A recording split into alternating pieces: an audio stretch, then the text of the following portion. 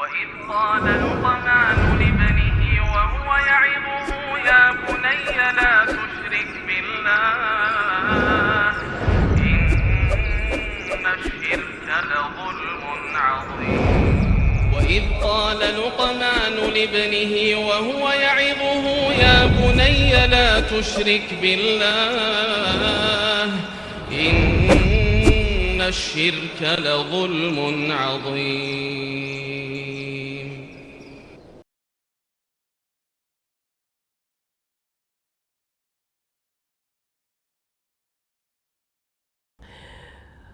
Taib, ikhwah rahimanallahu. Kemudian selanjutnya, ma hiya ahammul adab wal wadha'iful lati yanbaghi ayatahalla biha abawan liyumkinu min at-tathiri 'ala al-auladi wa tawjihim al-wijhata salimah.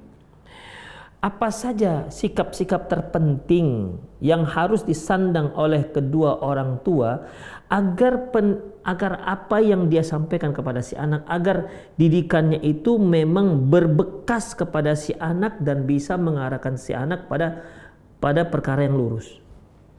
Apa saja prinsip, sikap-sikap ataupun sifat dasar seorang pendidik agar dia bisa berpengaruh kepada si anak. Ikhwah, terkadang kan kita mendidik tapi sepertinya anak ini antara iya dan tidak begitu. Ya. Terkadang dia karena takut begitu. Sepertinya kita mengajarkan mereka tak berbekas. Ya. Tidak berbekas. Kita mengajarkan takut kepada Allah tapi sepertinya nggak takut-takut mereka dengan Allah misalnya. Kita mengajarkan jangan sampai si anak ini mencuri misalnya, tapi mencuri juga. Berarti kan nggak berbekas apa yang kita ucapkan itu. Nah, sekarang prinsip sikap seorang pendidik ini apa saja yang penting agar pendidikan yang dia berikan kepada si anak, tarbiyah yang dia berikan kepada si anak itu berbekas menghunjam ke jiwa si anak. Apa saja yang harus dia perhatikan? Nah, demikian. Ini pertanyaan ikhwah.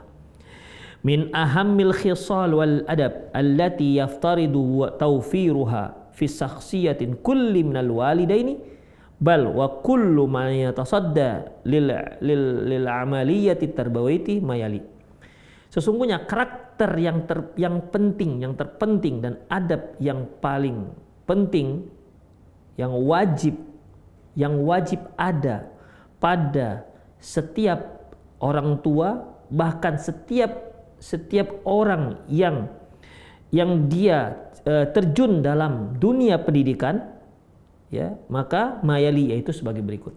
Jadi artinya setiap yang mendidik, apapun dia, apakah orang tua, apakah guru, ataukah siapa saja, ketika dia terjun dalam dunia pendidikan, pendidikan di sini bukan hanya sekolah, ikhwah, ya, bukan hanya sekolah. Dunia pendidikan itu luas, tidak harus di sekolah, di rumah juga dikatakan dunia pendidikan, pendidikan rumah. Demikian juga di keluarga, pendidikan keluarga itu juga pendidikan dalam pendidikan namanya. Semua unsur masyarakat, semua elemen masyarakat yang mereka terjun dalam dunia pendidikan manapun, maka dia wajib memiliki sifat sebagai berikut. Ya, kalau enggak, tidak akan ada pengaruhnya pada anak didik. Yang pertama yaitu al-qudwatul hasanah, contoh tauladan yang baik. Insyaallah ya. Ini diambil dari landasan dasar Islam. Ya, enggak sembarangan ini, ikhwah. Dan Allah Subhanahu wa taala tegas menjelaskan masalah ini. Wa hiya tu'tabar min ahammi wasailit tarbiyati illam takun ahammuha 'alal itlaq. Dan ini termasuk wasilah, sarana dasar yang penting, sarana terpenting dalam memberikan pendidikan, ya, walaupun enggak dikatakan paling, tapi yang terpenting, walaupun enggak dikatakan secara mutlak. Artinya ini termasuk perkara yang penting, terpenting, ya, dari yang penting-penting walaupun tidak mutlak. Wa dzalika liwujudi tilka ala gharizatil fitriyatil malhati fi kainanil insan allati tadfa'uhu nahwa at-taqlidi wal muhakat khassat atfal sighar, di mana harus si pendidik, ya, orang yang mendidik, si pendidik yaitu manusia yang harus memiliki di mana ikhwah seorang anak didik, ya, seorang anak didik Saya ulangi, mengapa ini penting? Sifat ataupun karakter ataupun syarat mendidik itu, dia harus memberikan contoh tauladan yang baik kepada orang-orang yang dia didik. Mengapa demikian? Dikarenakan manusia itu punya insting, ya, punya insting ataupun naluri di mana mereka cenderung untuk mentaklid atau cenderung untuk meniru, ya, cenderung untuk meniru atau cenderung untuk melatahi orang-orang yang memberi mereka pelajaran ataupun orang-orang yang mengajari mereka, terutama kalau anak kecil, ya, terutama anak kecil. Itu manusia, ikhwah. Jadi siapapun manusianya, ikhwah, siapapun manusia, dia akan cenderung mengikuti apa yang dikatakan oleh gurunya. Dia akan cenderung mengikuti apa yang dilakukan oleh gurunya. Itu insting manusia, ya. Terutama siapa? Terutama anak kecil, ya. Terutama anak kecil. Mengapa demikian? Wadzalika li'annal murabbiyah huwal mathalul a'la fi nadhr tifl wal uswatus salihatu fi ainihi. Karena seorang guru ataupun pendidik, ya, mereka itu di mata anak didiknya, di mata orang yang mereka didik, itu merupakan pemisalan yang terbaik dan tauladan yang baik bagi orang-orang yang dia didik. Saya ulangi bahwasanya seorang yang memberikan pendidikan, seorang yang mendidik, seorang yang sedang terjun dalam dunia tarbiyah Islamiyah, ya, dunia pendidikan Islami, dia itu merupakan contoh terbaik, suri tauladan yang terbaik bagi orang yang dia didik, apalagi anak kecil. Demikian, ikhwah. Yuqalliduhu sulukan wa yuhakihi khalqiyan min haitsu yash'ur aw la yash'ur, di mana mereka itu bisa melatahi orang-orang yang mendidik mereka. Anak-anak ini bisa melatahi, mengikuti apa yang dilakukan oleh guru yang mendidik dia, baik secara tingkah laku ataupun akhlak adab, baik mereka yash'ur aw la yash'ur, artinya sadar atau tidak sadar. Itu dia. Anak akan menirunya, ikhwah. Rahimanallahu ikhwah. Makanya kita lihat, ikhwah, ada kadang-kadang anak-anak itu pulang-pulang dia sudah mengucapkan satu ucapan, ya, satu ucapan. Demikian. Ternyata dari gurunya. Begitu, ikhwah, ya. Dan memang kalau kita lihat di lapangan dunia pendidikan, itu anak itu lebih banyak mereka cenderung kepada gurunya ketimbang orang tuanya. Begitu. Artinya kalau ada orang tuanya pasif, sementara di rumah sekolah, di sekolah dia gurunya Masya Allah aktif memberikan masukan. Ikhwah, orang tua akan kalah dengan gurunya. Ya. Kalaupun orang tua misalnya masing-masing mendidik, tetap saja si anak itu lebih hormat, lebih kagum dengan gurunya ketimbang orang tuanya. Makanya sering kan kalau kita dengar dari anak-anak, kata bu guru begini loh, Bu. Kata bu guru begini loh, Umi, nggak seperti yang Umi bilang. Bisa seperti itu, ikhwah. Demikian, ikhwah, rahimanallahu iyyakum. Ya, jadi figur seorang guru itu di hati anak itu luar biasa. Apalagi kalau anak kecil, apalagi kalau anaknya sayang dengan gurunya, apalagi kalau dia lihat gurunya sayang dengan dia, Allahu Akbar. Ya, bisa dia rindu dengan gurunya, bisa dia senang sekolah, bahkan nggak mau pulang, bisa seperti itu, ikhwah.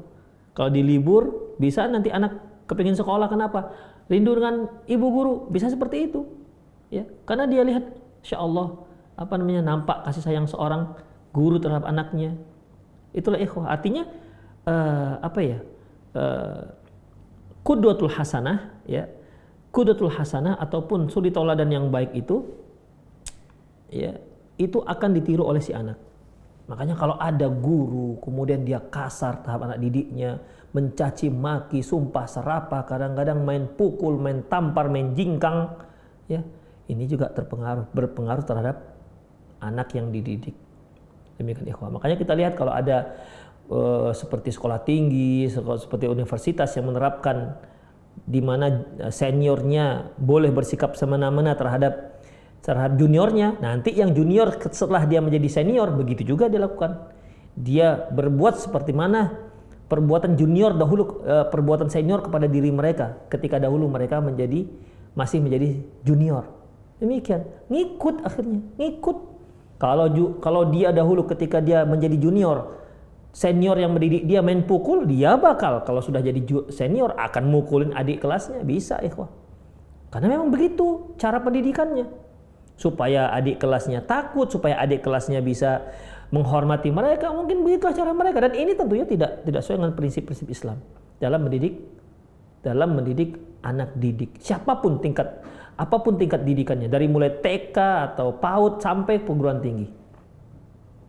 Demikian ikhwah rahimanallah. Seorang dosen misalnya, walaupun dia mungkin si dosen ini sedang mendidik tingkat doktoral, misalnya doktor misalnya, tetap saja mereka akan lihat profesornya, bagaimana tingkah profesornya, bagaimana ya masing-masing di masing-masing bidangnya lah, ya bagaimana pendapat profesor, bagaimana cara profesornya dalam mendidik mereka, mengarahkan mereka, itu semua ikhwah akan ditiru, ya akan ditiru. Demikian ikhwah rahimanallahu wa iyyakum. Sadar atau tidak sadar. Jadi kalau seandainya profesornya mendidik mereka ya dengan cara cuek begitu ya, mereka nanti juga akan mengajar cuek. Oh, aku dahulu susah kok mencari profesorku cuek, kalian cuekkan juga lah begitu. Nggak mau susah. Tapi kalau dia lihat kok profesornya membimbing sedikit demi sedikit dibimbing begitu perhatian, dia juga akan bakal perhatian dengan muridnya nanti. Demikian ikhwah. Jadi guru itu sangat merupakan sosok yang sangat figur di dalam hati anak didik di tingkat manapun, terutama di tingkat pendidikan anak-anak yang masih kecil. Demikian ikhwah rahimanallahu wa iyyakum. Bal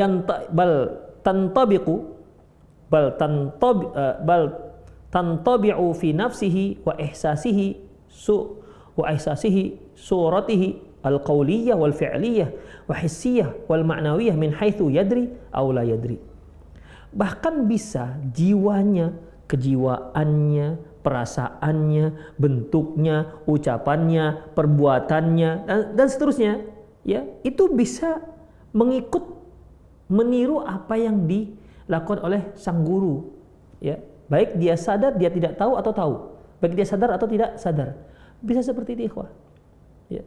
Banyak juga kan kita lihat seorang murid dengan gurunya, bagaimana cara guru baca Quran, dia juga ikut bacanya seperti baca gurunya. Ya, demikian ikhwah. Persis bisa seperti yang dibaca gurunya. Cara membaca gurunya, ya, alunannya juga seperti muridnya ikut seperti itu. Demikian ikhwah, a'azinallahu wa iyyakum. Juga dengan cara berbicara. Ya, saya ada mengetahui seorang ustadz, dia punya murid rata-rata cara penyampaiannya sama seperti ustadznya. Demikian ikhwah. Bahkan lebih parah lagi ikhwah. Ya kita katakan parah karena memang negatif dia. Kasarnya pun seperti ustadznya. Allahu Akbar. Bisa kasarnya niru seperti ustadznya. Itulah hasil didik. Ya, itulah hasil didik seorang guru kepada muridnya. Dan tentunya kalau seandainya yang dia contohkannya negatif, oh itu jadi dosa jariah itu. Makanya seorang guru hati-hati dalam mendidik anaknya, dalam mendidik anak-anak dirinya. Innal walad mahma kana isti'daduhu lil khair 'aziman. Seorang anak itu walau bagaimanapun besarnya persiapan mereka untuk mendapatkan kebaikan itu besar, artinya seorang anak itu kan siap mendapatkan kebaikan karena mereka masih masih suci. Jadi untuk menyerap kebaikan itu mereka sangat siap. Wa mahma kanat fitratuhu naqiyah salimah, walaupun fitrahnya masih sangat suci dan lurus, fa innahu la yastajibu lil mabadil khair wa usul tarbiyah al fadilah ma lam yaral murabbi fi dzirratil akhlaq. Maka mereka tidak akan bisa menyerap ataupun tidak bisa menerima dasar-dasar kebaikan dan landasan daripada pendidikan yang utama, pendidikan yang istimewa, pendidikan yang mulia, ya, kalau dia belum melihat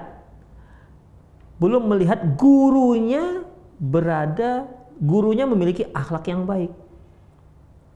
sehebat apapun gurunya mengajarkan kepada anak muridnya bahwasanya Rasulullah begini, sahabat begini, tabi'in begini, ulama begini, tapi dia nggak lihat itu ada pada gurunya, ya, si murid tidak akan berpengaruh, ikhwah, tidak akan berpengaruh pada si murid. Oh, ya mungkin bagi mereka tinggal sejarah lah begitu. Oh, itu sejarahnya begitu. Tapi kalau dia lihat si guru, masya Allah, ketika si guru memang ucapannya santun, lemah lembut. Kemudian dia menceritakan kepada anak muridnya bagaimana Rasulullah, kesantunan Rasulullah, bagaimana kelemah lembutan Rasulullah SAW kepada sahabat-sahabatnya. Langsung terbayang mereka, oh ini aplikasinya ada pada Pak Guru kita ini, oh begini rupanya. Demikian ikhwah. Karena begini ikhwah, kesantunan itu ikhwah, kesantunan cara bicara. Ya kalau untuk seorang itu terkadang terkait dengan daerahnya. Kalau kita di Medan misalnya, apalagi daerah Tapanuli sana, mungkin bagi kita sudah lembutnya minta ampun, ya kan? Ketika kita bicara seperti itu di daerah Jogja, dia kira kita sedang kasar pada mereka. Berapa banyak orang Jogja, orang Solo datang ke Medan, kemudian dia dengar ada orang Medan yang bicara, dia tanya. Saya sendiri pernah ditanya, Ustadz itu mereka tengkar ya? Enggak tengkar, itu lagi ngobrol. Bahkan sekitar 3 bulan yang lalu ada seorang Arab datang dari Solo. Dia turun di Kuala Namu, dan entah apa ceritanya di Kuala Namu tuh ada petugas bandara ngomongnya agak kuat. Dia tanya kepada saya, Ustadz, Syekh, itu orang lagi tengkar ya? Begitu. Saya bilang enggak, itu lagi ngobrol. Ya. Kita merasa sudah sangat santun, sudah sangat masya Allah lembut, tapi ternyata bagi mereka enggak. Demikian ikhwah rahimanallahu iyyakum. Jadi ternyata kesantunan itu kalau dibiarkan, disesuaikan dengan daerah masing-masing akan terjadi berbeda-beda dengan santunannya. Bahkan orang Medan bisa katakan nanti orang Solo, lembut kali pun ini, begitu. Lembut kali pun. Enggak senang pula dia dengan orang yang lembut kali pun, begitu. Agak sedikit, begitulah. Agak naikkan sedikit, jangan terlalu lembut kali sebagai laki-laki, gitulah kira-kira. Demikian ikhwah. Jadi kalau si anak diceritakan bagaimana kelembutan Rasulullah SAW, bagaimana kasih sayang beliau kepada umatnya, kemudian si anak melihat itu ada pada gurunya, Allahu Akbar, itu sangat berpengaruh pada anak. Itu ya. Mungkin kalau ada di antara mereka yang nyeletuk macam Pak Guru ya, mungkin begitu. Demikian ikhwah ya. Baik, kemudian wa qimmatul qayyim wa mathalul a'la, ya. Akhlak yang terbaik, kemudian yang lurus, dan permisalan yang terbaik di hadapan anak-anak. Wa minas sahli 'alal murabbi ayulaqqinal walad manhajan minan manahij tarbiyah. Suatu hal yang mudah sebenarnya bagi seorang pendidik, dia mentalkinkan anak-anak, mengajarkan anak-anak metode tarbiyah. Walakin minas su'ubati bimakanin ayyastajibul walad li hadzal manhaj. Hina yara may yushrifu ala tarbiyatihi yaqumu ala tawjihi ghairu mutahaqqiqun bihadzal manhaj ghairu muntabi' ghairu mutbiqun li usulihi wa mabadihi. Suatu hal yang mudah kalau seorang pendidik itu mengajarkan metode pendidikan yang baik, metode pendidikan kepada anak-anaknya. Kalau sekedar mengajarkan, memberitahu itu mudah. Tetapi ikhwah, hal ini akan sulit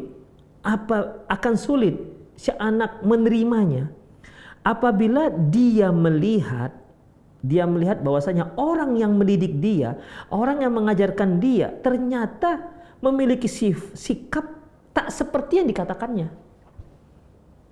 Si pendidik mengatakan kita sebagai seorang muslim harus lembut, kita harus bijak dalam bersikap pada yang lain. Kemudian tiba-tiba ada anak yang ribut, marah, gurunya diambil sendal, ditembak, kurang ajar kau ya, begitu. Barusan dia cerita masalah kelemah lembutan, kemudian dia sudah langgar sendiri. Ya kalau seperti itu si anak ya sekedar teori saja, oh lembut, oh bapak nggak lembut juga rupanya. Jadi ketika berbeda antara ucapan dengan pelaksanaan, antara pelajaran dengan praktek, itu anak akan kesulitan menerimanya.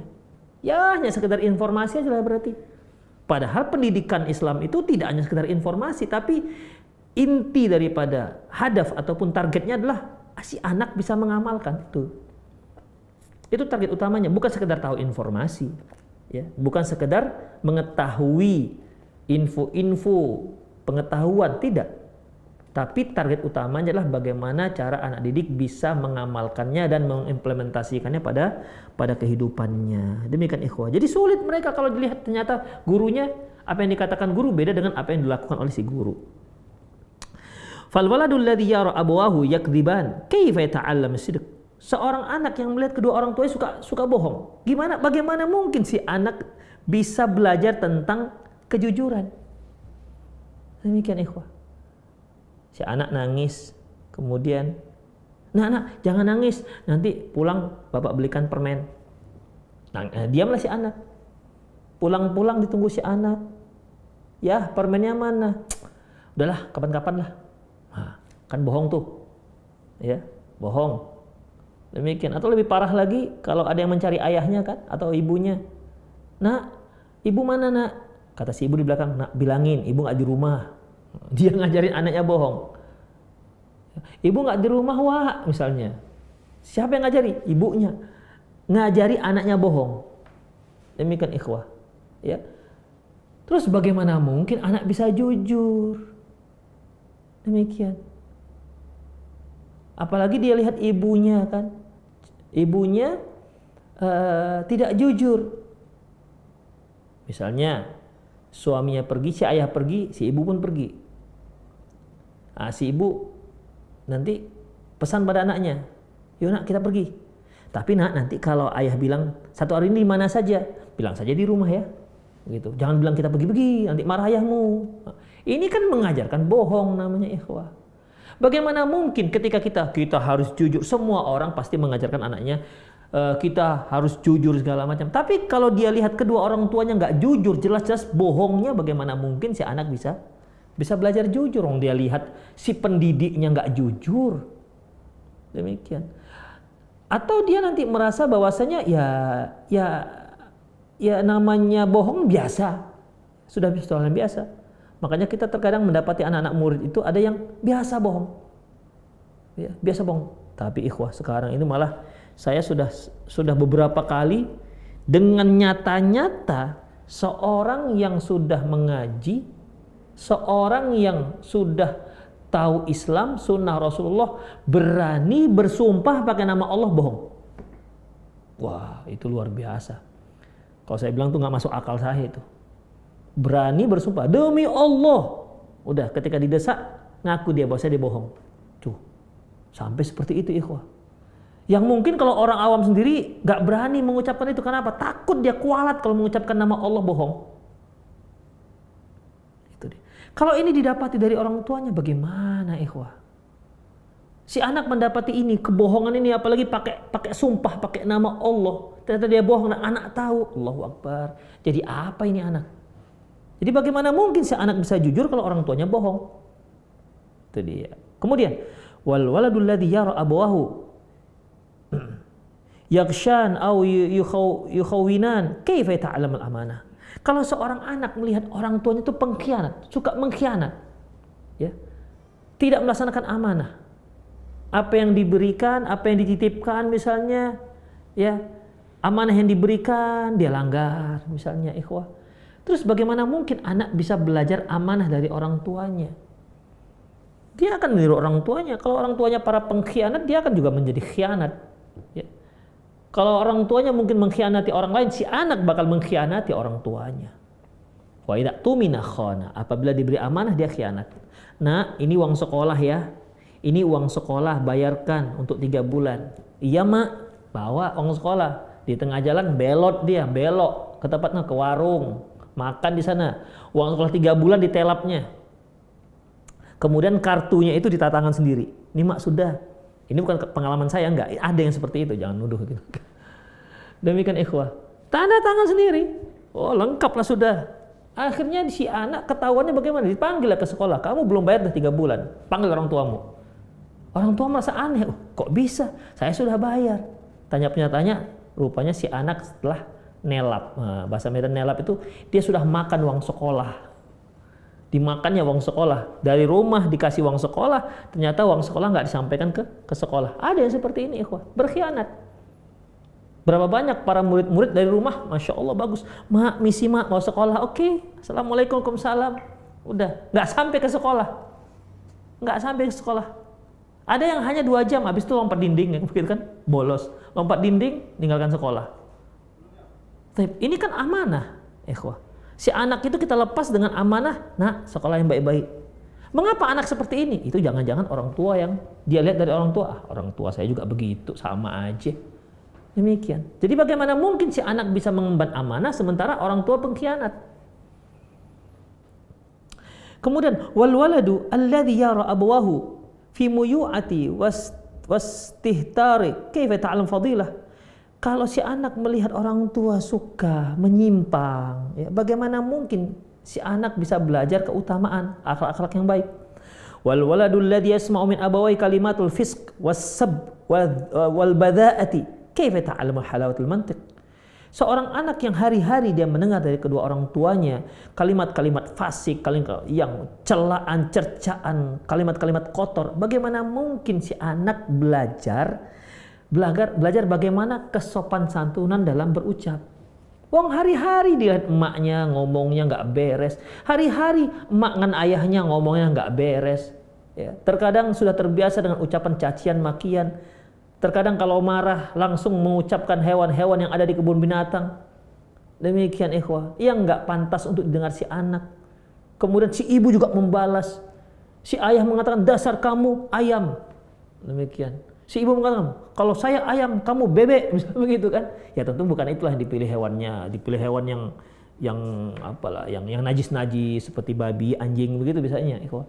Si anak tengok lihatnya orang tuanya zikirnya babi, anjing, monyet. Demikian. Akhirnya dia praktek nanti dengan adiknya. Oh, dasar dik kau anjing ya, Dik. Na'udzubillah min dzalik. Demikian. Kata-kata anjing ikhwah sekarang sudah seperti zikir biasa-biasa. Di media sosial pokoknya itu udah macam zikir Allahu Akbar, macam ucapan yang sudah biasa. Padahal ini sangat kotor. Ya. Katakan kata-kata anjing itu suatu ucapan yang kotor. Sekarang sudah biasa. Dikit-dikit ngomong sedikit ada kata anjingnya, dikit-dikit kata anjingnya. Na'udzubillah min dzalik. Sudah terbiasa. Ya, sudah terbiasa. Semoga Allah Subhanahu wa taala melindungi kita dari ucapan-ucapan yang buruk dan hina ini. Ya. Kalau bapak dan ibu melihat ada anak yang mengucapkan ini, segera cut itu, dipotong. Jangan sampai anak terbiasa mengucapkan itu. Kita tidak tahu ikhwah di luar sana bagaimana. Ya. Kita tidak tahu. Jangan-jangan gurunya juga seperti itu. Dasar kamu ya anjing ya. Na'udzubillah min dzalik. Ya. Demikian, enggak dibolehkan. Ya. Demikian ikhwah azallahu yakum. Jadi hati-hati. Jadi orang tua bagaimana anak bisa belajar kesopan santunan ucapan kalau orang tua omongannya enggak santun, kasar, hina. Ucapannya ucapan kotor. Gak bisa anak belajar kesopan santunan, ucapan lembut, ucapan yang lurus, gak bisa.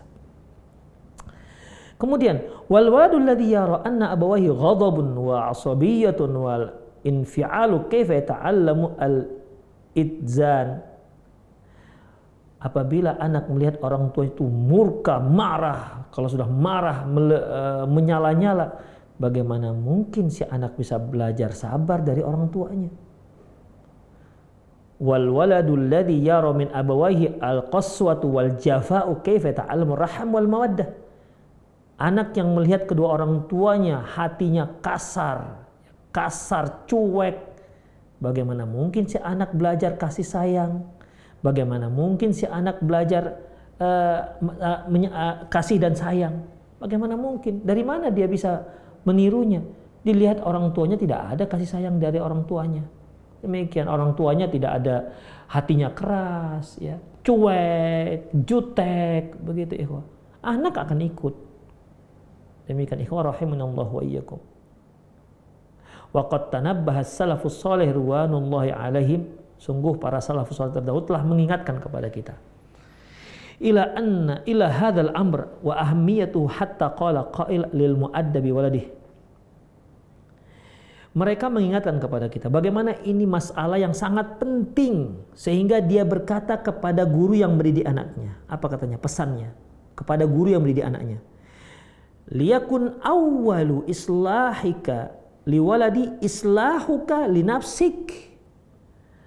sebelum kamu memperbaiki anakku, kamu perbaiki dulu dirimu. Nah itu dia. Ini senjata ikhwah. Ya. Senjata seorang guru agar bisa dia mendidik anaknya. Dia harus didik dirinya sendiri. Tegas sekali. Liyakun awwala islahika liwaladi. Hendaklah tahapan pertama kamu untuk mendidik anakku, memperbaiki anakku adalah islahu kali nafsik. Yaitu dengan kamu perbaiki dulu dirimu sendiri. Demikian ikhwah. Lianna uyunuhum ma'qudatun bi'ainaik. Karena mata mereka terkait dengan kedua matamu. Wal hasanu indahum ma sana'ta. Menurut mereka nanti apa yang baik adalah setiap yang kamu lakukan. Wal qabihu indahum ma tarakta. Dan yang buruk itu kalau yang kamu tinggalkan. Itu sederhana bagi anak-anak. Demikian. Jadi kalau nanti kita nak jangan begini, bapak guru begini kok. Nah, begitu. Demikian. Misalnya kita katakan, ini kamu kok makan pakai tangan kiri. Pak guru begitu kok, Mak. Pak guru begitu kok, Umi. Makannya pakai tangan kiri. Nah, begitu. Dia niru gurunya. Ya, dia niru gurunya. Demikian. Nanti kalau kita katakan, nak, kalau dengan lain jenis, dengan perempuan, batas-batasilah nak pergaulannya. Dia lihat guru, dia enjoy saja pergaulan dengan guru-guru perempuan dengan laki-laki. Mereka akan berhujah dengan itu. Mak, tapi guru kami laki-laki pun biasa-biasa aja, mereka duduk dekat-dekat, padahal juga bahkan tepuk-tepukan, pukul-pukulan. Dia akan lihat gurunya, ikhwah. Mesra kok mereka, Mak. Begitu. Itu jadi dalil mereka, ikhwah. Itu akan jadi hujah mereka. Ya. Apa yang kamu tinggalkan mereka anggap itu suatu hal yang buruk. Apa yang kamu lakukan mereka anggap itu suatu hal yang baik. Ini luar biasa nasihat ini, ikhwah. Makanya siapapun bagi si pendidik, siapapun bagi si pendidik, apabila dia mau mendidik, maka didik dahulu dirinya. Didik dahulu dirinya. Berarti kan begini, ikhwah, kita sebagai pendidik, ya kita sebagai pendidik berarti memang mendidik kita itu agar menjadi pemicu, yaitu agar kita bisa mendidik kita diri. Mendidik diri kita dahulu. Misalnya nih, saya mau mengajarkan sopan santun kepada anak-anak. Saya mengajarkan adab makan pada anak-anak. Otomatis kan saya nggak bisa sembarangan ketika makan. Saya mengajarkan misalnya anak-anak makan nggak boleh sambil lari-lari. Anak-anak makan nggak boleh pakai tangan kiri. Anak-anak makan nggak jangan teriak-teriak misalnya. Sementara kita makan sambil lari, makan sambil berdiri, teriak-teriak. Otomatis anak, kok beda ya dengan Pak Guru bilang. Demikian ikhwah. Mereka nganggap ya itu sekedar teori-teori saja, nggak begitu perlu untuk dilaksanakan. Karena dia lihat guru begitu. Demikian. Termasuk masalah pacaran antar guru kan. Ada cinloknya, cinta lokasi. Ketika kita bicara, nak kamu nggak boleh pacaran. Mak, guru kami aja ada 6 punya pacar masing-masing. Seperti itu terjadi ikhwah. Ya. Makanya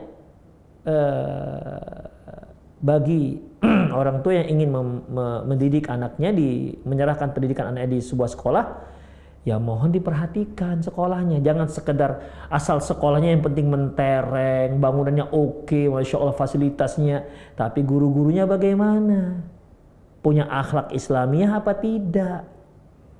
Ya, untuk apa anak kita sekolah di tempat-tempat yang mentereng, fasilitasnya lengkap, tapi pulang-pulang menjadi orang yang buruk akhlaknya, tidak mengerti Islam, tidak mengerti akhlak Islamiyah. Demikian ikhwah rahimanallahu iyyakum. Wala yakfi ayyu'tiya ala abawan di waladil qudwah salihah wa huma yadhunnani annahuma adaya ma alaihima wa qama biwajibihima. Dan begitu pun belum cukup juga kedua orang tua itu memberikan contoh kepada anaknya dengan contoh yang baik, ya. Sementara mereka juga sudah mengira bahwasanya mereka sudah melaksanakan kebaikan itu, sudah melaksanakannya dan sudah melaksanakan kewajiban-kewajibannya. Tidak cukup hanya itu. Bal yambagi ayyarbita waladahuma bisahil qudwatul haqq. Bahkan ada tambahan, haruslah mereka ikatkan keutamaan ataupun tauladan yang baik itu mereka ikat dengan siapa? Yang pemilik suri tauladan yang baik yang sebenarnya siapa? Muhammad sallallahu alaihi wasallam. Jadi ikhwah, ketika begini, kita tidak hanya bisa mengatakan nak makan pakai tangan kanan. Kemudian ucapkan bismillah. Udah selesai? Enggak. Walaupun kita begitu, kita makan pakai tangan kanan, kemudian kita makan pakai bismillah. Cukup? Belum cukup. Bagaimana? Kita harus ikat ini semua dengan Rasulullah SAW. Kenapa kita harus makan pakai tangan kanan, nak? Kenapa kita harus pakai bismillah? Karena apa? Rasulullah Shallallahu Alaihi Wasallam bersabda. Begitu. Jadi punya bobot, ya, punya bobot, ikhwah. Kita melihat anak kita makan berserak, ya. Kita ingin agar anak kita tuh makan jangan sampai berserak, artinya dihabiskan makanannya. Tapi kita mengatakan, nak, jangan diserakkan makanan, nak, pelan-pelan, nak. Yang terserak dikutip, makan. Kenapa? Kalau nggak dimakan, kenapa, mak? Nanti dia nangis. Begitu. Ya. Akhirnya si anak tidak menyerakkan makanan, dihabiskan makanannya semua. Alasannya apa? Karena nanti makanannya nangis. Nah, ini kan salah sudah. Dia harus diikatkan dengan Rasulullah Sallallahu Alaihi Wasallam. Loh, kenapa, mak? Nggak boleh. Kita makan berserak, harus yang jatuh harus diambil, harus dimakan. Kenapa, mak? Kita kasih alasan. Kenapa, nak? Karena qala Rasulullah Sallallahu Alaihi Wasallam. Begitu. Karena Rasulullah Sallallahu Alaihi Wasallam bersabda. Kalau nggak hafal hadisnya, terjemahannya lah paling tidak. Demikian ikhwah. Itu luar biasa. Itu menjadi bobotnya luar biasa. Ya, ketika kita larang anak kita, nak, jangan makan pakai tangan kiri. Titik. Sudah sampai situ aja dia. Pokoknya jangan makan pakai tangan kiri. Dah selesai.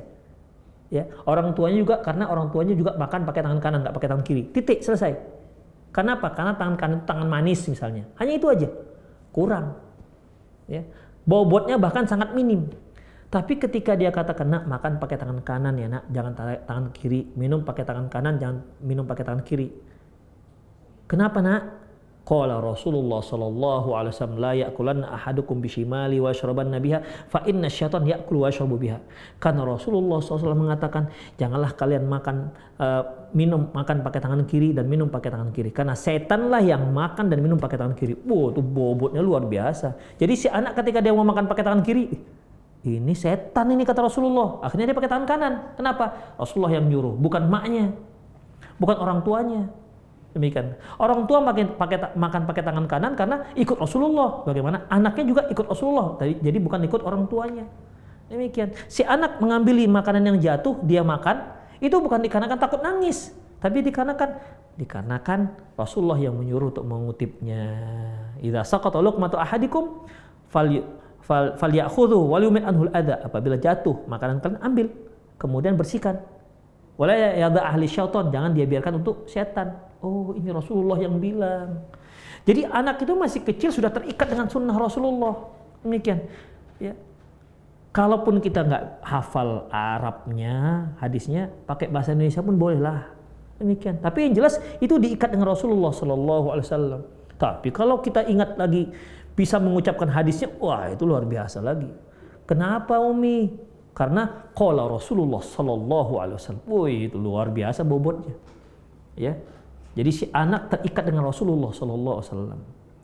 Ketika kawannya ngomong, kenapa nggak boleh pakai tangan kiri?